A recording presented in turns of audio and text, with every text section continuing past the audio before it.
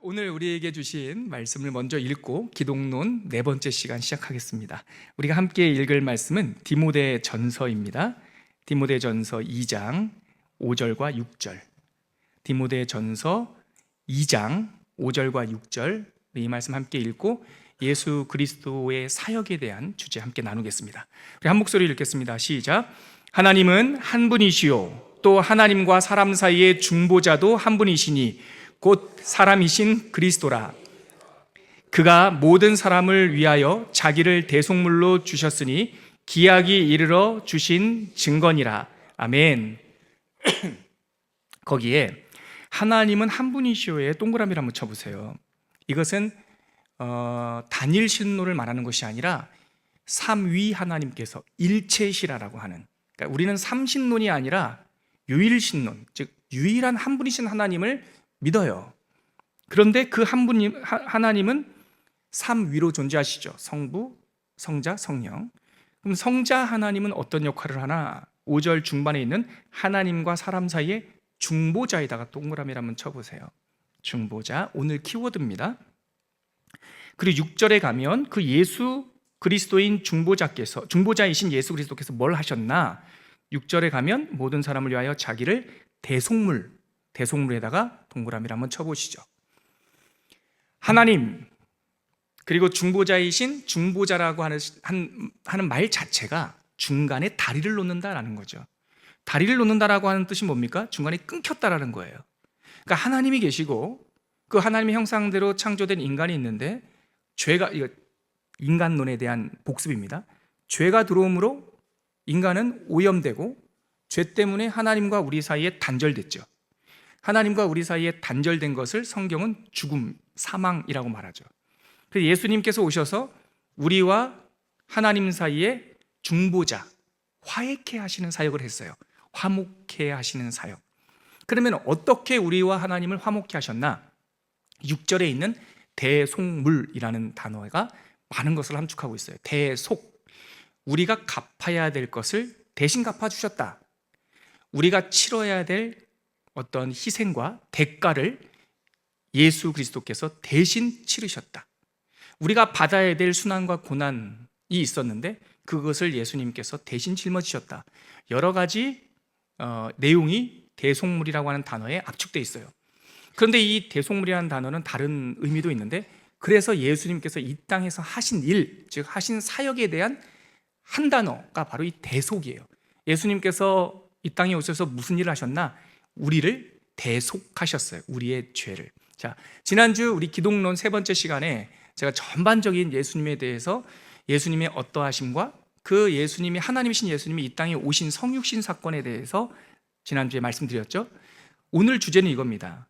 그래요, 하나님이시며 하나님의 독생하신 아들이시며 하나님과 본질상 같으신 이 예수께서, 그 하나님, 제2위 하나님께서 왜 이 땅에 오셨나? 그게 성육신 사건의 주제예요. 알았어요? 지난주에. 그럼 그분이 오셔서, 이 땅에 오셔서 무슨 일을 하셨나? 이게 바로 오늘 우리가 나눌 주제, 예수 그리스도의 사역에 관련된 겁니다. 예수님께서 무슨 일을 그러니까 예수님의 사역을 한마디로 말하는 좀 어려운 단어가 삼중직이라고 말해요. 그리스도의 삼중직, 한자어예요. 세 가지를 하셨다, 그냥 그 말입니다. 그래서 오늘 우리 여러분들이 받으신 강의안을 보시면 2번 주 예수 그리스도의 삼중직이라고 하는 목차에 보면 어떤 세 가지 일인가? 선지자 역할 하셨고요, 제사장 역할 하셨고, 왕의 역할도 하셨어요. 이 세 가지를 이루신 거죠. 이루신 거.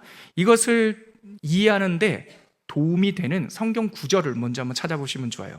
마태복음 4장 23절, 자막도 한번 보여주세요. 강의 안에는 없어요. 성경 안에서 먼저 큰 주제를 한번 우리가 확인하고 그 성경 말씀을 근거 삼아서 오늘 좀 풀어주는 강의를 들어가자고요. 마태복음 4장 23절. 마태복음 4장 23절. 여러분 다 아는 구절, 유명한 구절입니다. 같이 한번 읽어볼까요? 시작. 예수께서 온 갈릴리에 두루 다니사 그들의 회당에서 가르치시며 천국 복음을 전파하시며 백성 중에 모든 병과 모든 약한 것을 고치시니라. 유명한 말씀이에요. 가르치셨다, 전파하셨다, 고치셨다. 이 세 가지, 우리 예전에 더 말씀할 때, 마태복음 할 때 예수님께서 이 땅에서 하신 일이 뭡니까? 가전고, 이렇게 해서 외웠죠? 가전고, 가르치고 전파하고 고치셨다. 이 세 가지 예수님이 하신 이 동사, 사역이 오늘 우리가 조금 더 풍성하게 풀 선지자로서의 그리스도, 제사장으로서의 그리스도, 왕으로서의 그리스도와 같은 내용이에요, 사실. 그래서 가르치셨다라고 하는 이 마태복음 4장 23절에 나오는 이 티칭, 가르쳤다라고 하는 이 사역이 선지자로서의 사역이 가르쳤다라고 하는 거예요.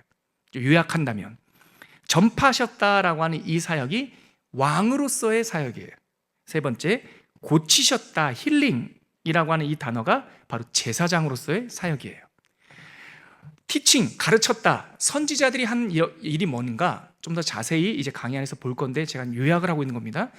선지자들이 이 땅에서 한 주요 사역은 하나님의 말씀을 받아서 그 말씀을 가르치는 거예요. 알아듣게.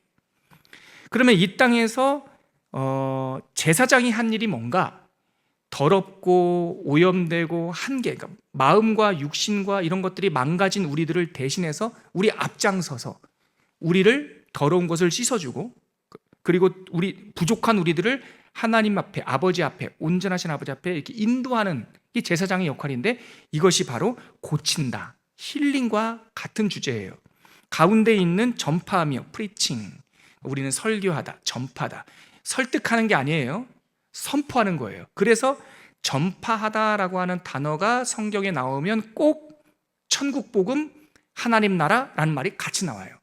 그래서 마태복음 4장 17절에 보면, 마태복음 4장 17절에 보면 들어보세요.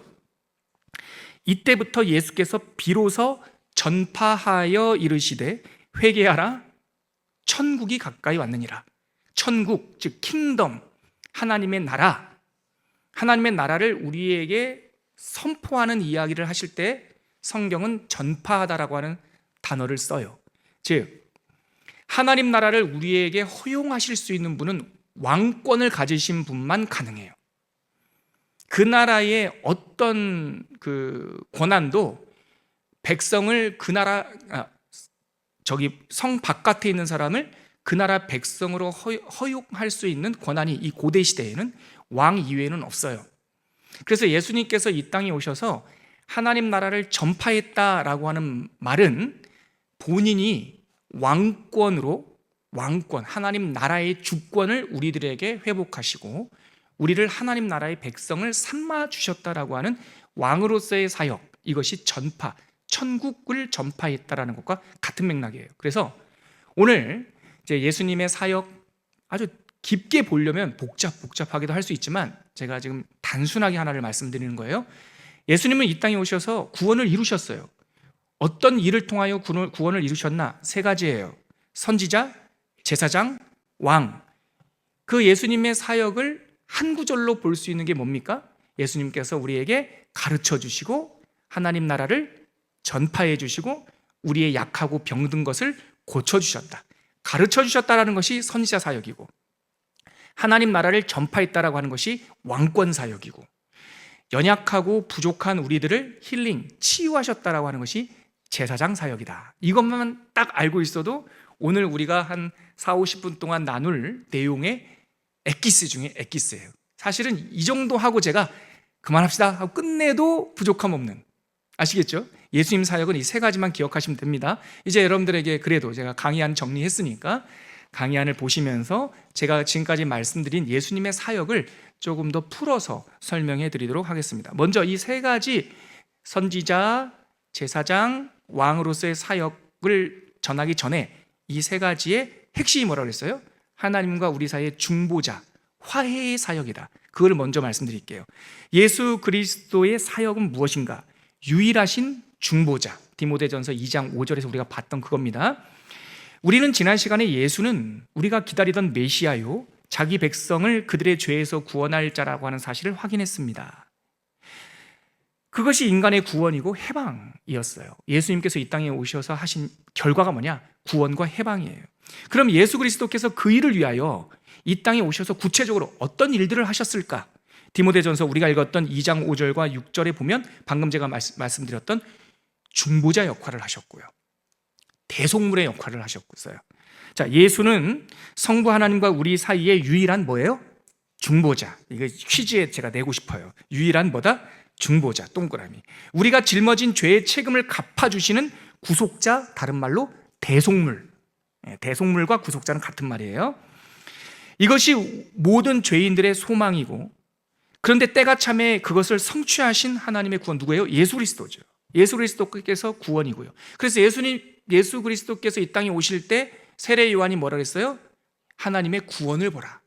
인간의 모든 죄를 짊어지고 어린 양을 보라. 이 말이 이사야서의 예언을 받은 건데요. 이사야서에서 우리를 위하여 이루시는 하나님의 구원을 보라라고 하는 선포가 있어요. 그것이 600년을 관통해서 세례 요한 시대 때 보라, 세상 죄를 지고 가는 어린 양을 보라, 이렇게 만나요. 그래서 예수님은 하나님의 구원이고 대속물의 대표이신 어린 양이고, 예수님을 통해서 우리가 구원을 받았어요.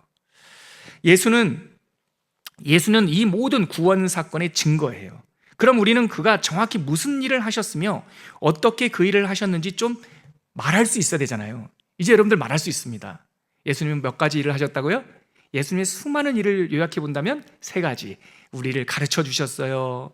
우리를 고쳐주시고, 또 우리를 하나님 나라의 백성으로 허입해 주셨어요. 이렇게 초청해 주시고 백성 되게 하셨어요. 그래서 선지자, 제사장, 왕의 사역을 하셨어요. 그러면 딩동댕 100점인 거예요. 계속 이제 제가 말씀을 드릴게요. 베드로 사도는 그래서 베드로전서 3장 15절에 이런 말씀을 했죠. 여러분 강의 안에 있는 구절 같이 읽어볼게요. 시작. 너희 속에 있는 소망에 관한 이유를 묻는 자에게는 대답할 것을 항상 준비하라. 이게 베드로 사도가 말한 거예요. 우리 안에 있는 소망이 뭐냐면 선지자이신 예수님의 완성, 제사장이신 예수님의 완성, 그리고 왕이신 예수님의 성취와 승리, 이것을 소망, 구원에 대한 구체적인 내용입니다. 그러면 그 예수님께서 하신 중보 사역의 결과가 뭐냐? 그 제목, 가로 2번 제목 보세요. 화해와 회복이에요. 화해와 회복. 지난주에 우리가 지난번 인간론 할 때 봤지만, 죄가 우리 안에 들어오면서 죄의 책임과 오염이 생겼다고 그랬어요. 죄의 책임, 그것을 내가 가인이 말했듯이 짊어질 수가 없습니다. 죽음, 사망이, 하나님과의 단절, 그건 죽음이라고 그랬어요. 오염은 더러워진 거예요. 한계가 생긴 거예요. 끊어진 거예요. 단절된 거예요. 하나님하고 이제 화목하지 못한 거죠. 불화한 거예요. 이것이 죄의 결과였는데 예수님께서 오셔서 그거 2가지를 다 해결하셨어요. 괜찮은 좀 시끄러도 괜찮으니까 에어컨 틀어주셔도 될 것 같습니다. 조금 덥네요. 오늘 좀 덥죠. 소리는 좀 시끄러울 거예요. 그래도 집중해서, 더운 것보다 조금 집중해서 듣는 게 좋겠습니다. 자, 그래서 죄가 들어와서 우리가 단절됐고, 그 상태를 성경은 죽은 거라고 말하고, 그렇게 망가졌기 때문에 우리와 하나님 사이에는 히브리서의 말씀을 빌리자면 담이 생긴 거예요. 담이. 예수님께서 오셔서 하신 구원 사역을 2 단어로 말한다면 하나님과 우리 사이를 화해시킨 것이고, 죽은 우리들을 소생시키고 회복시키신 것이 바로 예수님의 사역의 핵심이다, 내용이다. 자, 그럼 그 내용을 어떻게 풀 수 있을까? 우리 2페이지로 갈게요. 그 예수님께서 화해를 위하여, 회복을 위하여 하신 3가지 직무, 지금 계속 반복되고 있죠. 선지자이신 그리스도, 제사장이신 그리스도, 왕이신 그리스도, 이 3가지가 화해와 회복을 위하여 그리스도께서 이 땅에서 하신 일이라는 겁니다. 자, 2페이지 시작하겠습니다. 먼저 선지자이신 그리스도 예수께서 하신 일에 대해서 설명드릴게요. 여러분, 우리에게는 선지자가 필요합니다. 왜 필요할까요? 우리가 죄에 대해서 무지하고, 2번째, 강의 안에는 안 나와 있지만 죄로 인해서 무지하게 됐기 때문에요. 우리에게는 선지자가, 저를 한번 보시겠어요? 선지자가 필요해요. 선지자가 필요한 것은 공부 열심히 해서 대학교 가려고 하는 자기 개발을 위한 것이 아니라 죄가 들어오면서 우리가 무지하게 됐어요. 더 심각한 것은 죄가 들어와서 내가 무지한 자가 됐다라는 것을 모르는 죄에 대한 무지예요. 죄로 인해 무지하고 죄에 대하여 무지하게 됐어요. 내일 아침 예배, 여러분 늘 들으시겠지만 내일은 특별히 주목해서 한번 들어보세요. 이 영상은 내일 오전 10시에 나갈 거니까 이 영상을 들으시는 성도들은 오늘 아침, 아침 예배에 한번 꼭 다시 한번 들어보세요. 아하시아라고 하는 왕이 나와요. 아합의 아들이지요. 불행이 닥쳤어요. 높은 원두막 다락 같은 데서 떨어져 가지고요, 회복이 안 될 정도로 중병에 걸렸어요.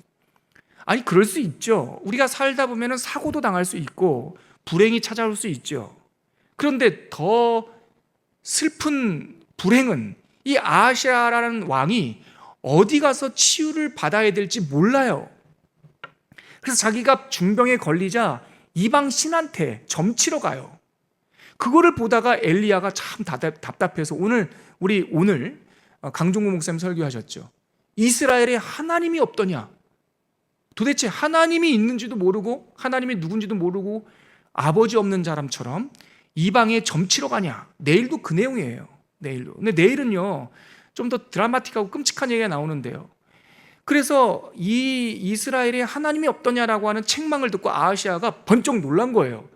그 얘기를 누가 해줬던가? 모르겠습니다. 어떤 지나가던 늑수구레한 사람이 얘기했습니다. 어떻게 생겼어? 그러니까 털이 많고요. 이렇게 험한 옷을 입고, 그랬더니 아하시아가 아합 왕 아버지를 통해서 들었던 한 사람이 떠오른 거예요. 털이 많다고? 무슨 이상한 털 옷을 입었다고? 선지자구만. 그분이 누구예요? 엘리야예요. 그래서 아하시아가 하는 말이 50부장을 시켜서 빨리 그 사람 수소문해라. 어느 산에 있다고 하니까 빨리 엘리야 좀 이쪽으로 모셔와라. 왕궁으로 모셔와라 그래요. 근데 여기 보세요. 그러면 선지자를 모시러, 태도가 중요한데요, 모시러 가야 되는데 이 50부장이 가가지고 체포하려고 그래요. 무지예요, 무지. 자기가 명령을 받았는데 모셔올 뿐인지 체포할 뿐인지를 몰라요.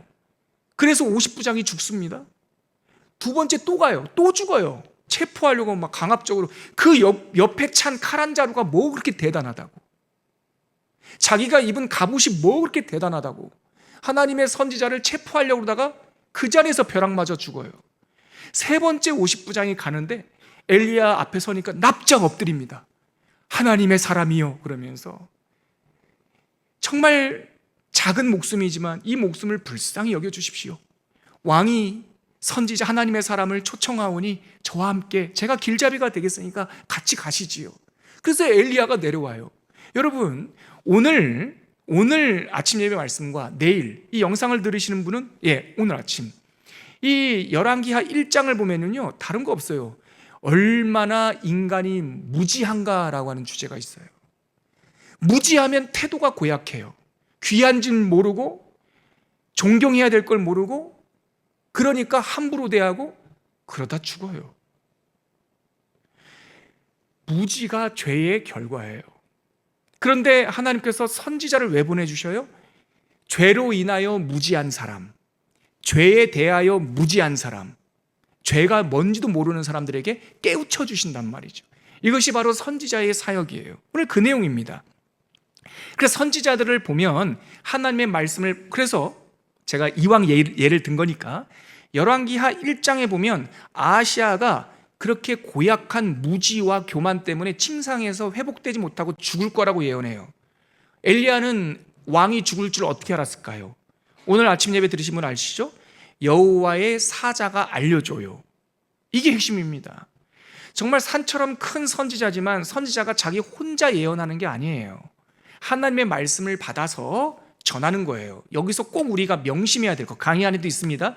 그래서 나비, 히브리어 성경에 나오는 선지자라고 하는 그 나비라고 하는 말은 미래를 점치는 사술이 아니라는 사실입니다. 선지자는 예언하는 사람이에요. 근데 그 예언이라는 것이 우리가 자꾸 오해하죠. 내다볼 예자가 아니라 맡을 예자입니다. 예금할 때 예자예요. 예탁하다라 할 때 예자입니다. 즉 예언이라고 하는 것은 들은 말씀을 인출해서 주는 겁니다. 근데 들은 말씀 중에 성도들의 미래에 대한 내용도 있을 수 있죠. 아시아, 당신이 침상에서 회복되지 못하고 죽을 겁니다. 이거는 곧 닥칠 미래죠. 그러니까 주신 말씀을 선지자가 전할 때 그 말씀은 과거에 대한 해석 말씀도 있고, 지금 어떻게 해야 된다라고 하는 오늘의 말씀도 있고, 앞으로 네가 어떻게 될 거라고 하는 경고의 말씀도 있기 때문에 예언, 말씀을 맡아서 전하는 선지자 사역은 과거, 현재, 미래가 다 있어요. 그런데 우리는 자주 예언이라고 하는 것을 내다볼 예측하다 할 예자, 거기 보면은 코끼리 상자가 있잖아요. 코끼리 상자. 그게 무슨, 그 한자를 통해서 우리가 알 수 있죠. 코끼리 상자를 쓰는 그 예자는 옛날 중국 사람들이 코끼리를 본 적이 없단 말이에요. 가끔 인도에서 중국 황제에게 이 진상하기 위해서 코끼리를 인도에서부터 이렇게 데리고 와요. 저 남쪽에 있는. 그래서 황제는 본 적이 있고, 남쪽에 살고 있는 대월, 베트남, 또 저쪽 국경, 인도와 국경을 맞이한 사람들은 코끼리를 봤는데, 베이징이나 대륙 본토에 있는 사람들은 코끼리를 본 적이 없다고요. 있긴 있는데. 그래서 거기에서 유래해서 그 예자가 나온 거예요. 내다볼 예. 있기는 있는 것 같은데 본 적은 없는 거. 근데 그 한자를 쓰지 않는단 말이에요. 동양에서 한국이나 중국이나 일본에서 선지자의 예언자, 선지자가 예언하다. 그래서 이 선지자 사역을 얘기할 때는 예금할 예자를 쓴단 말이죠. 그러므로 선지자 사역의 핵심은 뭐다? 앞날 점치는 일이 아니라 하나님의 받은 말씀을 그대로 가르치는 일. 이것이 바로 선지자, 다른 말로 예언자의 직무이다. 다시 정리하겠습니다. 하나님께서 주신 말씀 속에서는 미래에 대한 말씀도 있을 수 있다. 오늘에 대한 말씀이 있다. 과거의 말씀도 있다. 그래서 과거냐 미래냐가 중요한 것이 아니라 하나님의 말씀에 대해서 관심이 있다. 근데 우리의 마음이 미래에만 향하면 점치는 사술과 같은 거예요. 조심하셔야 돼요. 혹시나 이 혼란한 시대에 성도님들을 실족하기 위해서 마치 예언자 노릇하겠다고 나오는 사람이 있다면 조심하셔야 됩니다. 진짜 예언자, 진짜 선지자는 하나님의 말씀을 가르치고 하나님의 말씀을 인출하는 사람이지, 어디 보자 하고 지난밤 꿈 얘기하는 사람이 아니라는 사실, 이거를 꼭 명심하셔야 되고, 그래서 그것의 완성자가 누구냐면 예수님이에요. 예수님은 우리의 과거이기도 하고, 예수님은 오늘의 능력이기도 하고, 예수님은 우리의 미래이기도 해요. 그래서 우리의 과거, 현재, 미래에 관심을 갖지 말고 우리는 누구에게 초점을 맞춰요? 예수님께 초점을 맞추면 과거도 구원받고 현재도 구원받고 미래도 구원받는 거예요. 그래서 예수님을, 즉 하나님의 구원을 전하는, 하나님의 말씀을 전하는 분이 예수님이다. 자, 그래서 그 2페이지 중간에 보면 우리 주 예수 그리스도께서 선지자라는 사실을 보여주는 성경 증거들이 아주 많아요. 먼저 메시아 사역을 예언하고 있는 신명기, 구약 성경에도 있어요. 신명기 18장 15절에 보면 같이 읽겠습니다. 시작. 내 하나님 여호와께서 너희 가운데 내 형제 중에서 너를 위하여 나와 같은 선지자 하나를 일으키시리니 너희는 그의 말을 들을지어다. 누가 한 말입니까? 모세가 한 말이에요. 모세가 이스라엘 백성들을 향해서 너희들 가운데서, 형제들 가운데서, 즉 성육신 사건을 암시하는 거예요. 나와 같은 선지자를 일으킬 것이다. 그랬더니 어떤 또 학자가 그렇게 얘기하더군요. 이것이 어떻게 예수님에 대한 예언이냐고? 이거는 여호수아 얘기 아니냐고? 아이고, 그러지 마세요. 언약은요, 하나님의 약속은요, 이중성이 있어요. 그 말씀을 전한 그 시대에 1차적 초점도 있지만 멀리 예수님을 지칭하는 이중적 성격이 있다고요. 이중성이 있다고요. 왜 제가 이 말씀이 나와 같은 선지자라고 하는 이 모세의 이야기가 왜 예수님을 가리키는 거다라고 말씀을 드리냐면, 노병균 목사나 보수적인 신학자들의 해석이 아니라 성경에 이 해석이 있단 말이에요. 성경은 성경으로 해석해요. 사도행전 7장 37절 스데반 집사님의 입을 통해서 하나님께서 신구약 이야기를 푸실 때 이스라엘 자손에 대하여 하나님이 너희 형제 가운데서 나와 같은 선자를 세우리라 라고 말씀하지 않았습니까? 라는 말을 스데반 집사님이 얘기해요. 그렇죠? 여기서 말한 나와 같은 선지자가 바로 신명기 18장 15절 나오는 이 구절이에요. 근데 이분이 누구라고 말합니까? 스데반 집사님은 예수님이라고 말하죠. 즉 구약에서부터 우리에게 오실 메시아는 선지자로서 오신다, 하나님의 말씀을 가르쳐 주신다 얘기하고 있고요. 또 신약 성경으로 한번 가보죠. 신약 성경 요한복음 8장 26절 같이 읽겠습니다. 시작. 나를 보내신 이가 참되심에 내가 그에게 들은 그것을 세상에, 이게 선지자적 사역이에요.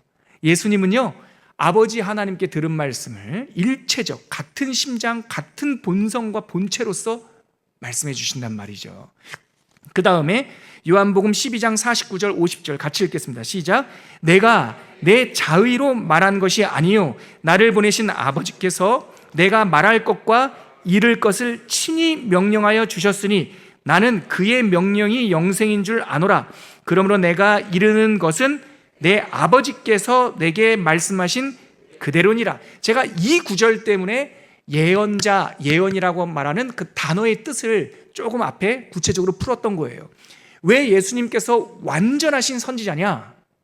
예언 사역을 하신단 말이죠. 그 예언 사역은 점치는 것이 아니라 아버지께서 주신 그 말씀을 있는 그대로 내가 너희들에게 전한다. 사람 가운데 일어난 수많은 엘리야, 엘리사, 다니엘, 예레미야, 이사야, 사람 가운데 세워진 선지자들은요, 부분적으로 알고 부분적으로 예언해요. 그러나 우리 주님은 아버지의 말씀을 다 받아서 있는 그대로 우리들에게 가르쳐 주세요. 그래서 아버지의 말씀 그 자체이신 분이 누구예요? 예수님이신 거예요. 자, 이 페이지 끝에 볼게요. 선지자이신 그리스도는 하늘의 말씀을 우리에게 전파하며 가르쳤습니다의 동그라미, teaching. 사람 중에서 일어난 선지자들은 부분적으로 알고 부분적으로 가르쳤지만 성부 하나님의 독생하신 독생자요 제2위 하나님이신 예수 그리스도는 하나님의 온전한 말씀을 참 그대로 전하여 준 온전한 선지자입니다. 제가 강의 안에 쓰지 않았지만 그분 자체가 말씀이십니다. 그분 자체가 로고스예요. 말씀이 육신이 되어 우리 가운데 거하심에 우리가 그의 영광을 보니 아버지의 독생자의 영광이요 은혜와 그 다음에 뭐가 나오죠? 진리가 충만하더라. 진리가 막 흘러넘쳐. 이분은 하나님의 말씀과 진리가 충만, 플레로마 막 흘러넘치는 거예요. 부족함 없게. 자, 그 다음 3페이지 가보십시오. 왜 하나님의 말씀을 전하여 주는 선지자가 필요한가? 아까 말씀드렸던 거예요. 죄에 대한 무지와 어두움 때문에 그래요. 말씀이 오시면 무지가 사라집니다. 빛 대신 말씀이 오면 어두움이 즉시 끝나죠. 예수 그리스도께서 참 선지자라는 진리는 매우 중요합니다. 빛이 임하면 어두움이 깨지고 사라지듯이 예수님의 임재와 예수님의 말씀은 죄의 무지와 어두움을 깨뜨립니다. 그래서 예수님은 더 이상 몰랐다고 핑계할 수 없다라고 하는 참 우리에게 큰 부담을 주시는, 이제 몰랐다고 핑계 못해요. 예수님께서 하신 말씀에 요한복음 15장 22절 같이 읽겠습니다. 시작. 내가 와서 그들에게 말하지 아니하였더라면 죄가 없었으려니와 지금은 그 죄를 핑계할 수 없느니라. 죄가 없었으려니와 이 단어는 그러면 말씀을 안 들으면 죄가 없나요? 그 뜻이 아니라 죄를 몰랐겠거니와 그 말이에요. 어두움 가운데 있으면 자기가 어두운지 몰라요. 깜깜해요. 네? 근데 눈을 뜬 사이 이제는 빛이 왔고 우리가 치유받아서 눈이 떠졌다고요. 눈이 떠진 상태에서 눈 감고 살면 그거는 핑계 못하는 거예요. 우리가 능력이 아예 없어서 그냥 앞을 못 보는 사람이면 그가 어두움 속에 있지만 그래 그렇게 태어났다고 남 탓하겠지. 근데 이제 눈을 떴단 말이에요. 빛이 왔단 말이에요. 이제는 못 본다고 누구도 핑계 못해요. 왜냐하면 선지자이신 예수님께서 다 알려주셨으니까. 그 다음 17장 3절 요한복음 같이 읽어볼게요. 시작. 영생은 곧 유일하신 참 하나님과 그가 보내신 자 예수 그리스도를 거기 아는 것에다 동그라미 쳐요. 하나님을 알고 예수님을 아는 것이 영생이란 말이에요. 어떻게 합니까? 예수 그리스도를 통하여 하나님을, 아버지를 본다라는 거예요. 제자 중에 한 사람이 자꾸 아버지 보여달라고 그러니까 예수께서 그러셨어요. 나를 본 자는 아버지를 보았거늘 어찌하여 맨날 아버지 보여달라 하냐.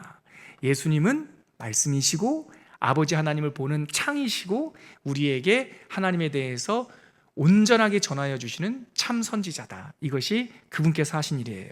자, 그 다음 단락에는 첫 번째 문장만 같이 읽어볼게요. 시작. 선지자이신 주님은 이 세상에 없었던 빛과 지식을 가져오셨습니다. 빛과 지식을 가져오셨다. 동그라미 치시고, 그래서 선지자, 완전한 선지자라는 거예요. 자, 그러면 두 번째, 제사장이신 그리스도. 여러분, 이 내용 읽기 전에 저 한번 보시겠어요? 구약 시대에 제사장이 하던 일이 뭡니까? 모든 백성들을 대표하는 거예요. 그래서 모든 백성들이 하나님 앞에 나아갈 때 그 맨 앞에 섰던 분이 대제사장이에요. 7월 10일이라고 하는 날이 이스라엘에게 큰 명절이었고, 그날은 대속죄의 일이라고 그래요. 이스라엘의 모든 백성들의 죄의 피를, 이 희생의 피를 묻히고, 인간인 대제사장, 예수님의 그림자였던 대제사장이 지성소 안으로 1년 중에 딱 하루만 하나님의 존전 앞에 들어갈 수 있는 기회를 얻었어요. 그게 대속죄일이에요. 그가 들어가서 부정하면 그 지성소 안에서 죽어요. 그래서 옷에다가 방울 달린 옷을 입고 갔어요. 백성들은 그 성막 바깥에서 딸랑딸랑딸랑 소리를 들었다고요. 소리가 들리면 살은 거예요. 딸랑딸랑 하다가 갑자기 아무 소리도 안 들려. 죽었죠. 그래서 종이 달린 옷을 입고 지성소 안으로 들어가는 대제사장의 발목에는 줄을 매달아 놨어요. 소리가 들리지 않으면 그 안에 들어갈 사람이 없잖아요. 누구도 흠이 많아서 하나님의 영광 안에 들어갈 수 없으니까 그 줄을 가지고 그걸 이렇게.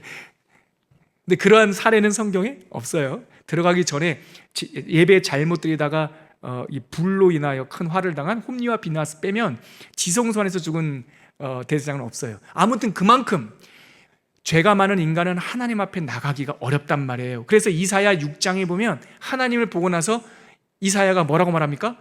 첫 마디가 화로다 나요 망하게 되었도다. 나는 입술이 부정한 자요 입술이 부정한 백성 가운데 살면서 만군의 하나님 여호와를 배웠음이로라. 그러면서 입을 확 이렇게 막죠. 그때 제단 숯불이 떠올라서 그의 입에 탁 대면서 내가 너를 사하노라 하면서 정케하죠. 제사장 역할이 그거란 말이에요. 부족한 사람, 오염된 사람, 하나님 앞에 나갈 수 없는 사람을 대신하여 맨 앞에 서신 분. 근데 그 대제사장, 인간 가운데 일어난 대제사장은 흠도 많고 아슬아슬했죠. 근데 그 대제사장의 직무를 완성하신 분이 누구예요? 예수님이에요. 그래서 우리가 하나님 앞에 나갈 때 누구를 앞세워서 나갑니까? 예수님을 앞세워서 나가요. 그게 바로 중보자라는 뜻이고, 제사장 사역이 바로 그 역할을 했다는 겁니다. 자, 강의 한 읽어볼게요. 더불어 우리는 죄의 책임과 그에 수반되는 비참한 상태로부터 해방, 다른 말로 치유될 필요가 있습니다. 그래서 제사장이 필요합니다. 죄의 오염으로 인해 우리를 대신해 하나님 앞에 나갈 누군가가 필요했습니다. 그래서 그리스도는 대제사장의 기능을 맡으셔야, 직무를 맡으셔야 했습니다. 자, 스가랴서 3장 4절 같이 읽겠습니다. 시작. 여호와께서 자기 앞에 선 자들에게 명령하사 그 더러운 옷을 벗기라 하시고 또 여호수아에게 이르시되 내가 내 죄악을 제거하여 버렸으니 내게 아름다운 옷을 입히리라 하시기로. 이 스가랴서 3장이 무슨 상황이냐면, 포로로 잡혀갔던 이스라엘 백성이 예루살렘에 돌아와서 무너진 폐허가 된 그곳에서 당장 성전을 지을 수 없으니까 족보를 찾아서 제사장부터 세웠단 말이에요. 그때 다시 세워진 제사장, 얼기설기, 정말 모양도 없고 배우지도 못하고 70년 동안 제사를 드려본 적이 없잖아요. 그때 세워진 그 흠 많은 사람이 누구였냐면 여호수아라는 제사장이었어요. 그 모세의 수종자 여호수아 말고 동명이인이에요. 근데 하루는 이 사람이 어떻게 제사를 드려야 되는지, 우림과 둠빔과 또 에봇도 없는 상태에서 형편없었겠죠. 70년 만에 돌아와서. 그때 선지자 스가랴가 꿈을 꿨는데 이 여호수아가 더러운 이 에봇, 더러운 부족한 이 제사장 복장을 입고 하나님 앞에 섰을 때 하나님께서 천사들에게 저자의 옷을, 저 여호수아의 옷을 싹 벗겨라. 그리고 내가 새로운 옷을 입혀주겠다라고 하는 환상을 선지자가 봐요. 바로 그것이 제사장의 직무예요. 제사장은 우리의 부족한 거, 우리의 흠 많은 거, 그것을 새로 벗기고 씻어내고 새로운 옷을 입혀주는 그 선봉장에 서는 분이. 그래서 예수님이 그 일을 하셨단 말이에요. 우리의 죄를 사하여 주시고 우리의 허물을 사하여 주시고, 그래서 새로운 옷을 입혀주시는. 신약에 오면 더러운 것을 벗어버리고 새로운 것을 입다, 이것을 중생이라고 해요. 이전 것은 지나갔으니 보라, 새 것이 되었도다. 그래서 예수님께서 제사장 역할을 하신 거죠. 이거는 제가 구약 성경에 있는 내용을 신약의 말씀으로 푼 건데요, 해석이 필요 없는 분명한 말씀이 히브리서에 있어요. 이거는 그냥 선언이에요, 선언. 자, 같이 읽어볼게요. 히브리서 4장 15절 시작. 우리에게 있는 대제사장은 우리의 연약함을 동정하지 못하실 이가 아니요 모든 일에 우리와 똑같이 시험을 받으신 이로되, 예수님은 깨끗한 무죄한 제사장이에요. 그래서 우리를 깨끗하게 하실 수 있어요. 히브리서 7장 26절 시작. 이러한 대제사장은 우리에게 합당하니 거룩하고 악이 없고 더러움이 없고 죄인에게서 떠나 계시고 하늘보다 높이 되신 이라. 하늘보다 높이 되신 제사장, 별표 누구입니까? 예수님이죠. 근데 그 예수님이 하늘보다 높다라는 표현을 통해서 하나님의 본체라는 걸 알 수 있는 거예요. 하나님과 동등됨을 여길 수 있는 분은 삼위일체 중에 제2위 성자 하나님밖에 없어요. 히브리서에 보면, 빌립보서에 보면 하나님과 동등 본체이시나 동등됨을 여기지 아니하시고 내려오셨다, 성육신하셨다는 내용이 나와 있죠.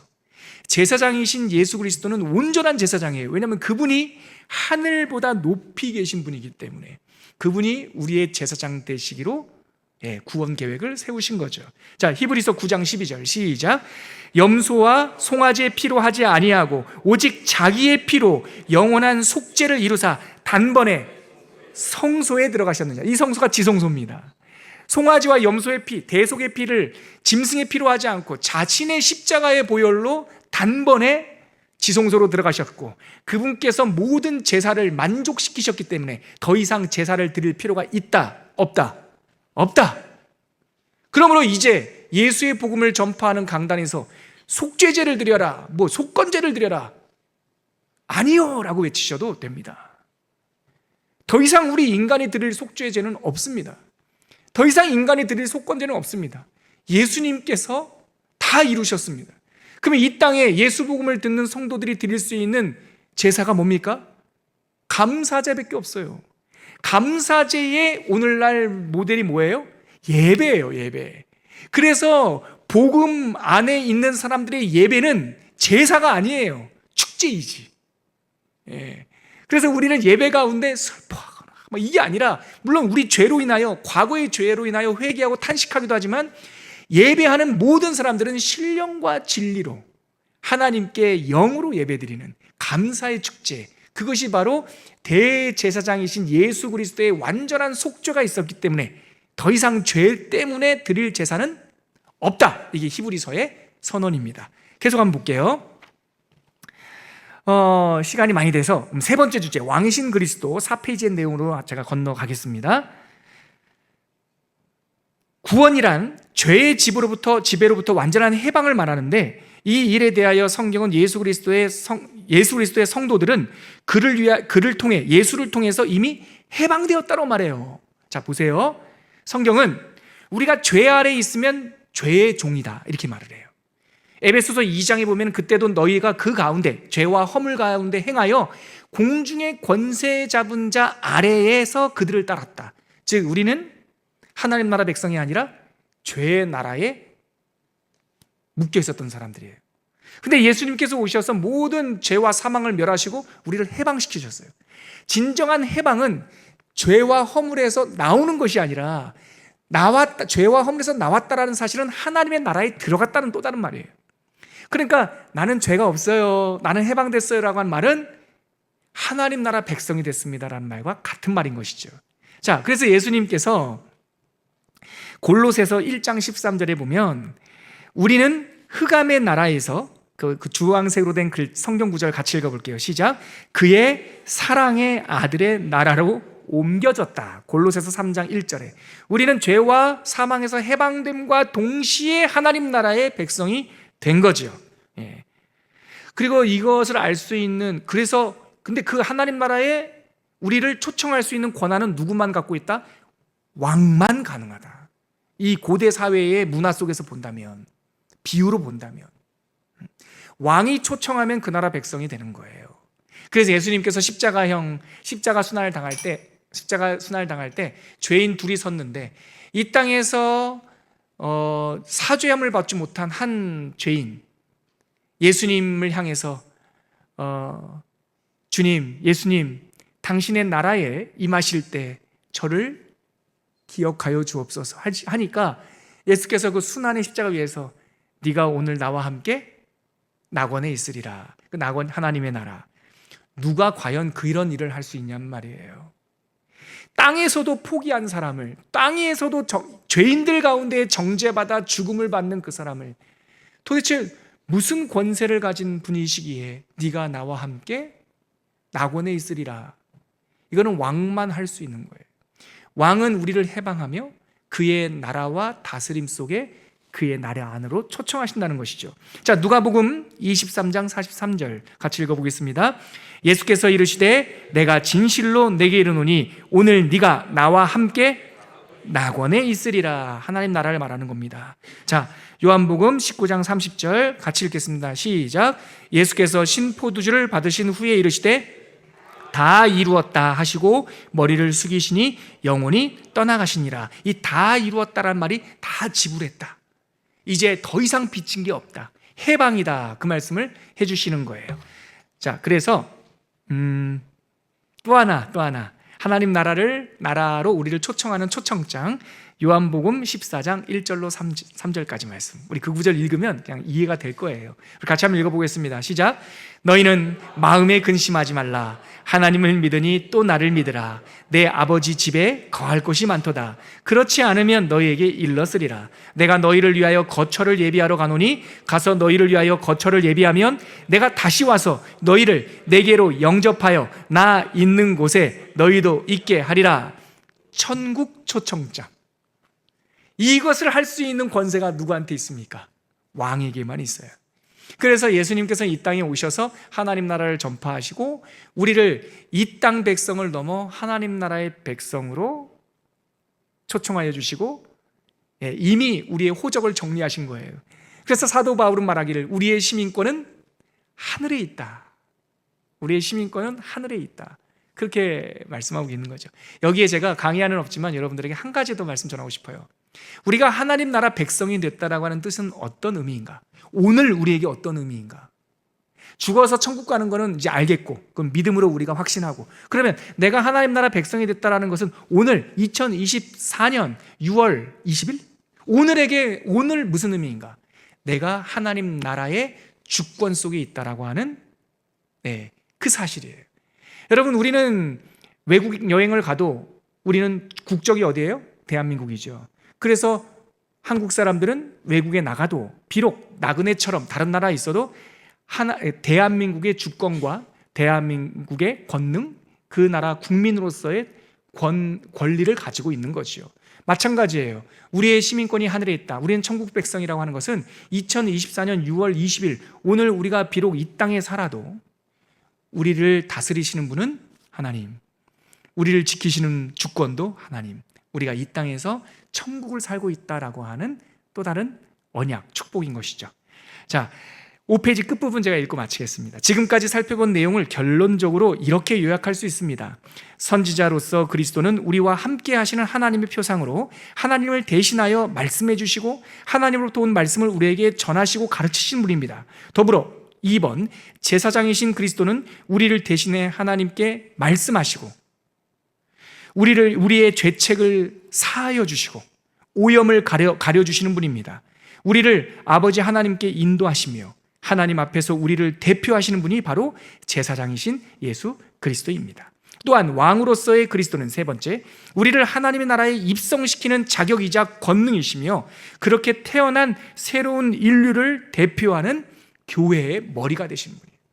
이 세 가지가 화해의 사역, 회복의 사역, 한 단어로 말하면 구원 사역을 위하여 예수 그리스도께서 하신 세 가지 직무입니다.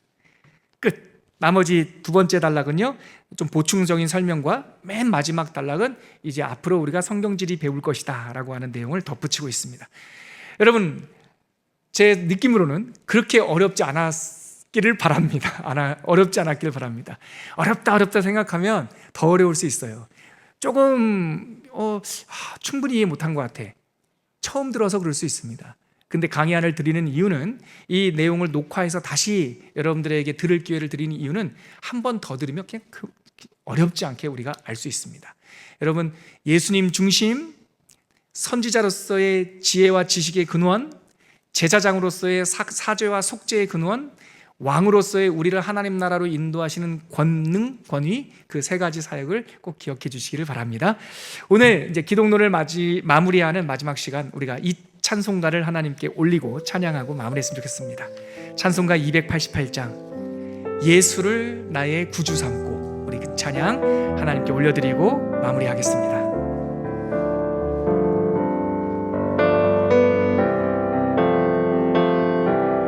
예수를 나의 구주 삼고, 성령과 피로써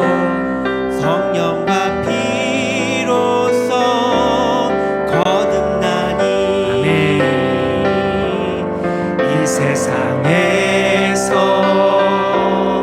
내 영혼이 하늘의 영광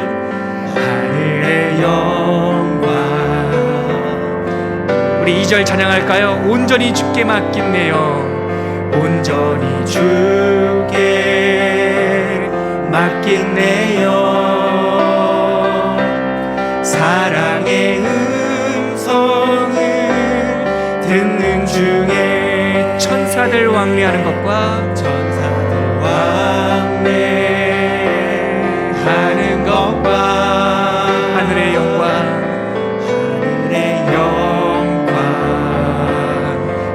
이것이 나의 간증이요, 이것이 나의 간증이요,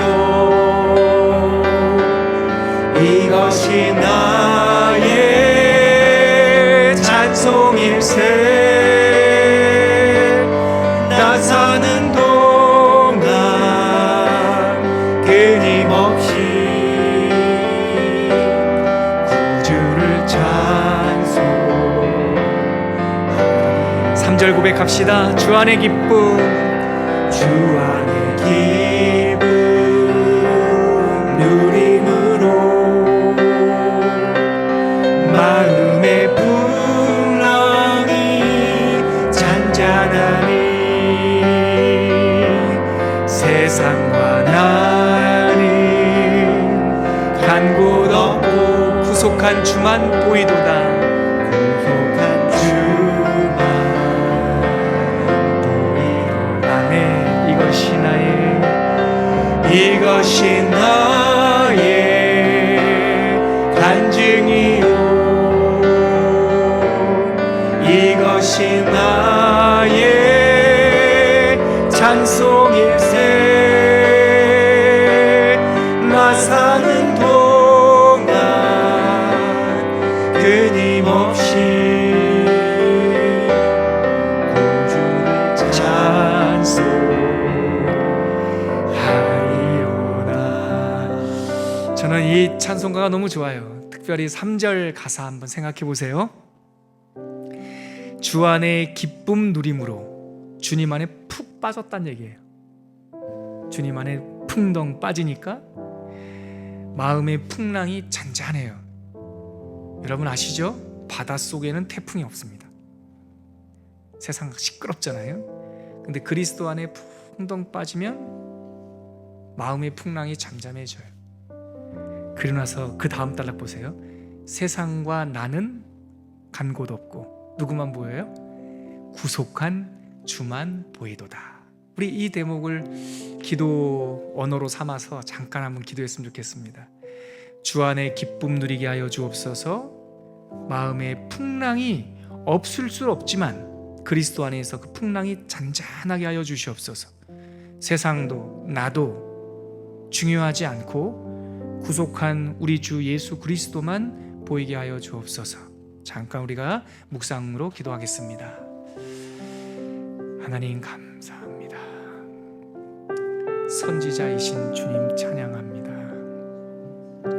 대제사장이신 예수님 감사와 영광을 올려드립니다. 왕이신 나의 주님 영광과 존귀를 받아 주시옵소서. 하나님 안에서 그리스도 안에서 지혜를 알게 하시고 그리스도 예수 안에서 자유를 맛보게 하시고 왕 되신 예수님 안에서 하나님 나라 백성의 권세를 누리게 하여 주옵소서. 예수님을 찬양합니다. 예수님을 기뻐합니다. 예수님과 함께 걸어갑니다. 오늘 우리가 나눈 우리 주 예수 그리스도 제2위 성자 예수님의 사역, 선지자이신 예수님, 제사장이신 예수님, 왕이신 나의 예수님 가슴에 새겨서 예수님으로부터 지혜와 명철을 받게 하시고 예수님으로부터 죄로부터 해방을 누리게 하여 주시옵시고 예수님 때문에 하나님 나라 백성됨을 알아 비록 이 땅에 발을 딛고 사는 시간에서도 천국 백성으로 살아가는 하나님의 자녀들 되게 하여 주시옵소서. 예수 그리스도의 이름으로 기도합니다. 아멘.